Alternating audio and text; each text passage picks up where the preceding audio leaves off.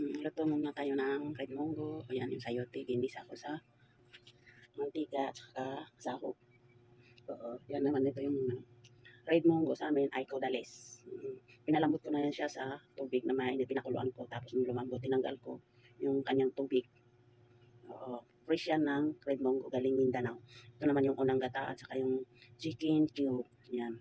At saka yung pangalawang sahog ilalagay natin. At saka yung kalabasa. Yan. Pagka kumulo-kulo niyan, ilagay natin yung tuyong dalagang bukid. Pinrito muna siya. Hindi yan. Isa mix-mix natin yan. Hintayin natin yan ng kumulo. Pag kumulo ay lagay ko na yung unang gata na niyog. Nalagay ko yan. Lagay ko na rin yung alokbati. My favorite gulay. Alokbati. Yan, luto na.